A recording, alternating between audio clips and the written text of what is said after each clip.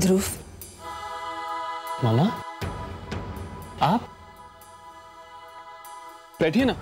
वाह, मुझसे रिश्ता बरकरार है, मुझे मम्मी कहते हो, लेकिन मेरी बेटी से कोई रिश्ता नहीं रखना चाहते। ये कैसे रिश्ते हैं ध्रुव? मम्मी,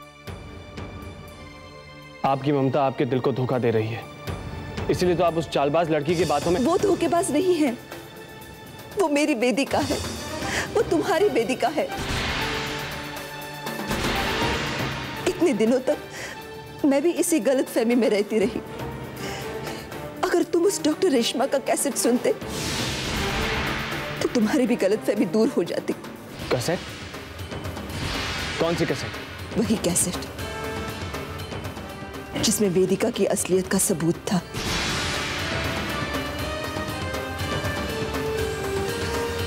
जिसे तुम तक पहुंचाने से पहले ही आरती ने जला दिया, आरती ने जला दिया, आरती ने जला दिया, आरती ने जला दिया।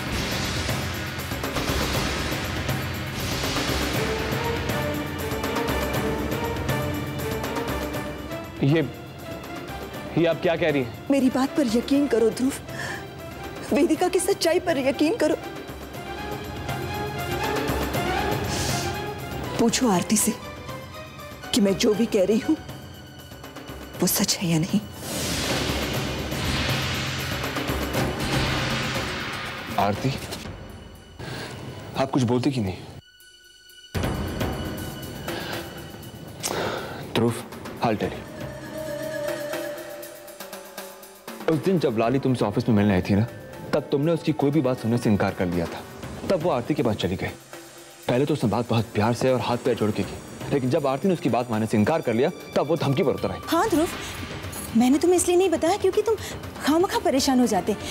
और इस लड़की ने भी क्या क्या एक्टिंग नहीं की, प्यार से लेकर धमकाने तक, रोने धोने से मुझे डराने तक।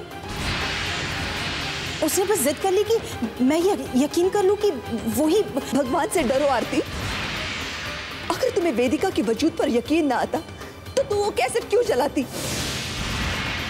तुमने वो कैसेट इसीलिए जला दिया क्योंकि तुम वेदिका को उसकी जगह नहीं देना चाहती थी। मम्मी प्लीज, आप आरती पे इतना घिनौना इल्जाम मत लगाइए। क्यों ना लगाऊं?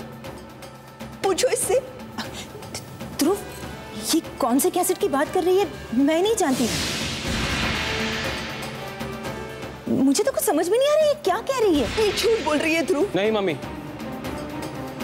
आरती ने तो शादी के मंडप में भी लाली का साथ दिया था, उसे एक मौका दिया था अपनी सच्चाई साबित करने का। आरती वादा करके निभाना जानती है, इसलिए तो शादी के मंडप से तक उठकर वो लाली के साथ हॉस्पिटल चली गई थी।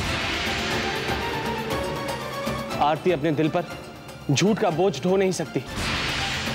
न्याय के लिए लड़ने वाली लड़की कभी किसी के साथ अन्याय नहीं कर सकती। और मैं आपसे रिक्वेस्ट करता हूं कि आप उस चालबाज लड़की की बातों में ना आइए।